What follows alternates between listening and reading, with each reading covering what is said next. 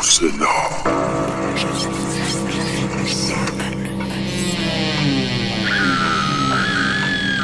Mga kwento, kababalagan. Mga kwento, kababalagan.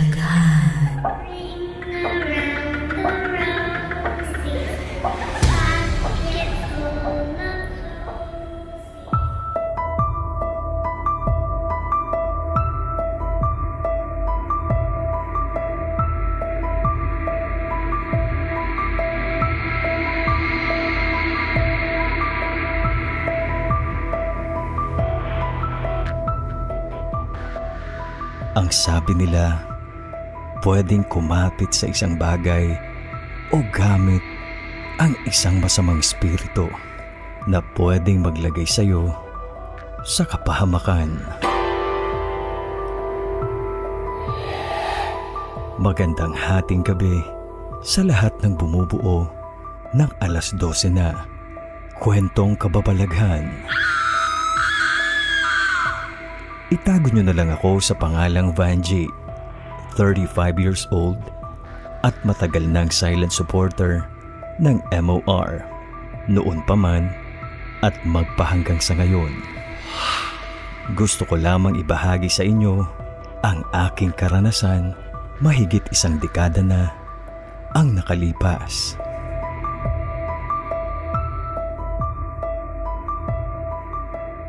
Bata pa lamang ako ay malakas na ang pakiramdam ko at nakakakita talaga ako ng mga taong pumanaw na.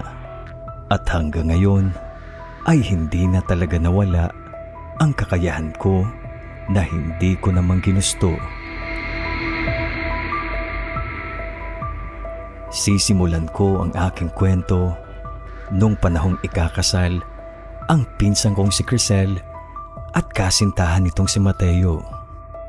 Masasabi kong napakabait na lalaki ni Matt at bagay na bagay ito sa pinsan ko. Approve na approve ito sa akin dahil lahat ng katangian na gusto ng isang babae ay masasabi mong nasa kanya na talaga.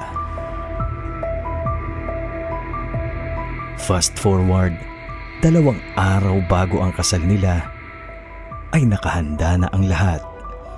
Maliban na lamang sa damit pangkasal dahil nagkaroon ng biglaang aberya.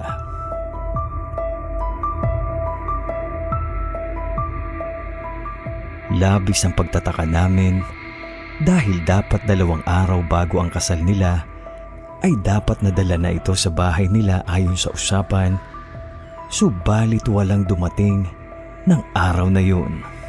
Kung kaya minabuti namin na kontakin yung number ng gumawa ng wedding gown.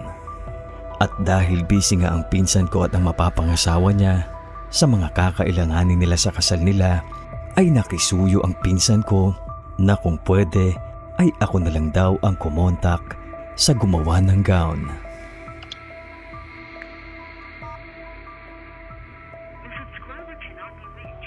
Hindi matawagan na. Isa pa nga. Ano ba yan? Cannot be reached. Tawagan ko nga si pinsan.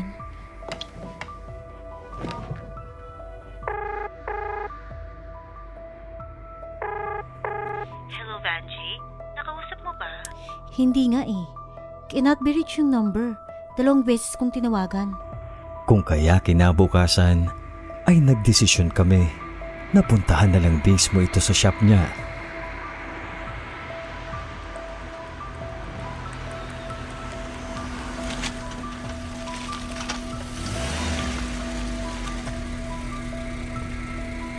Pagdating namin doon, ay sarado ang shop nito at laking gulat namin sa kwento ng aming nakausap doon.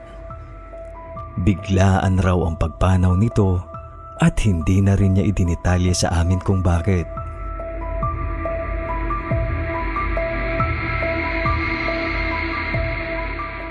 Kahit hindi naman ako ang ikakasal, ay sobrang namroblema ako.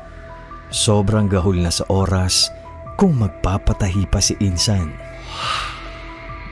Dahil nga sa pangyayaring yun, ay gumawa muna kami ng paraan Pumunta kami sa kakilala ng kaibigan ko na nagpaparenta raw ng damit pangkasal. Hindi na kami nagsayang pa ng panahon at agad naming pinuntahan yung kakilala ng kaibigan ko.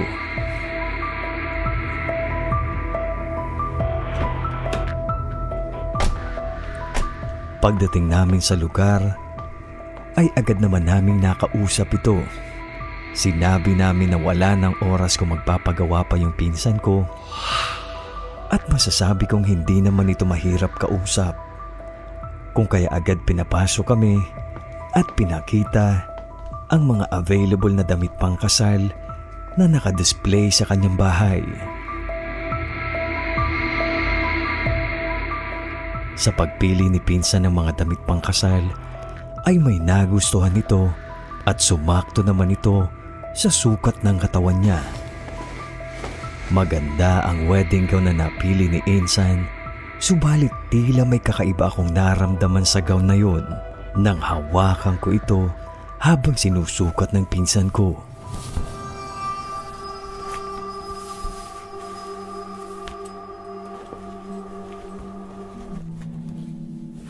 Napakabigat ng pakiramdam ko na tila ba may malagim na nangyari sa unang gumamit nito.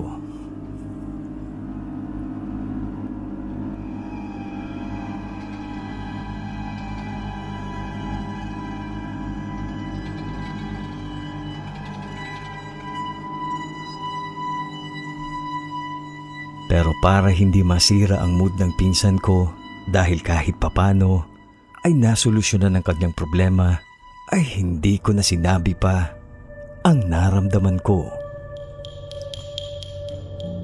Fast forward, araw na ng kasal nila at nakahanda na ang lahat sa simbahan maging sa venue ng kasal nila. Nandun na rin ang mag-host sa venue dahil napaaga rin ang dating nito. Sa kwarto pa lang ng hotel kung saan inaayusan si Crisel ay may napansin na akong kakaiba.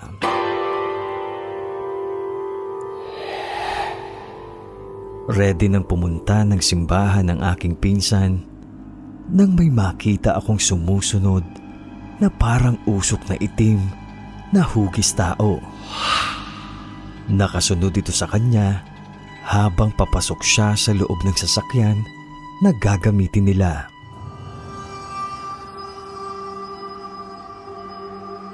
Agad ko namang tinawagan si pinsan at tinanong ko ito kung meron siyang napansin na kakaiba o kung meron siyang nakita na pumasok din sa loob ng sasakyan niya.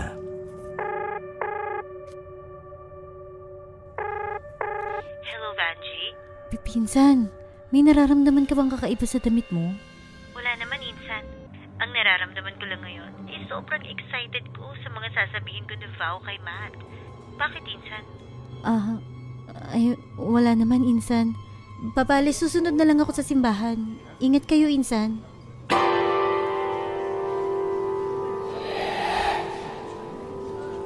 Nasa simbahan na kami at masasabi ko na parang isang diwata sa ganda ang pinsan kong si Crisel noong mga oras na yun. Bagay na bagay sa kanya ang gown na suot niya na tila ba siya ang nagmamay-ari nito.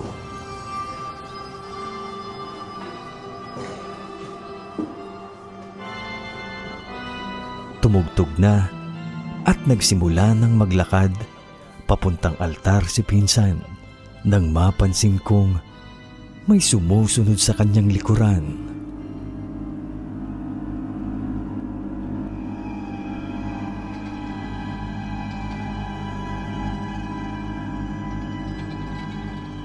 Para akong binuhusan ng yelo sa nakita ko. Dalawa silang babae na naglalakad papunta ng altar.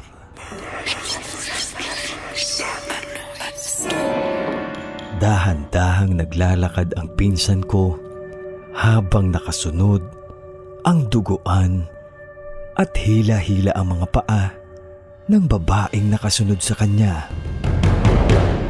At sa kalagitnaan ng kanyang paglalakad papunta ng altar, ay kitang-kita kong napalitan ng bigla ang panlilisik ng mga mata ang napakaganda niyang mukha kanina. Hindi ko alam ang magiging reaksyon ko sa nasaksihan ko nung mga oras na yun. Ilang hakbang na lamang at malapit na siya sa mapapangasawa niyang si Matt nang biglang himatayin ito at bumagsak sa sahig.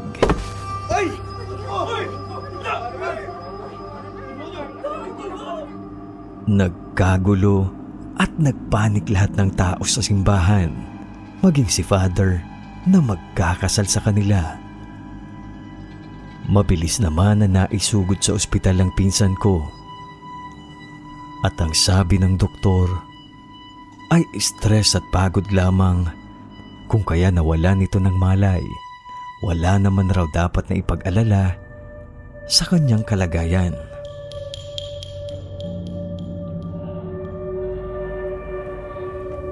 Subalit kinabukasan ay isang malungkot at nakakabiglang balita ang bumungad sa akin. Wala na raw ang pinsang kong si Crisel dahil hindi na raw ito nagising sa kanyang pagkakatulog.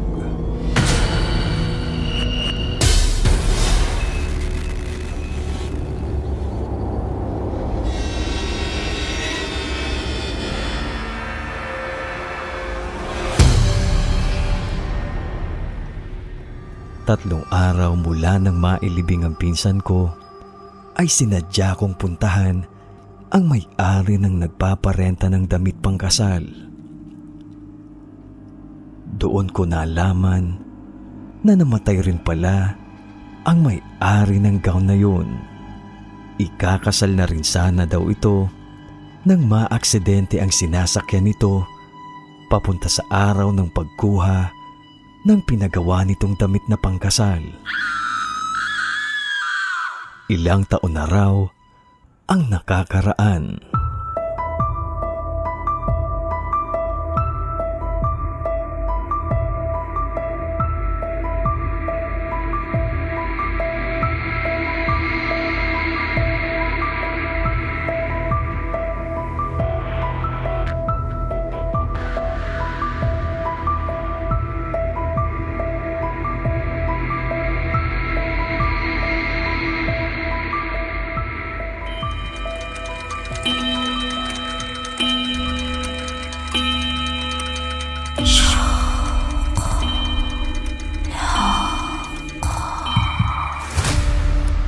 Alas 12 na.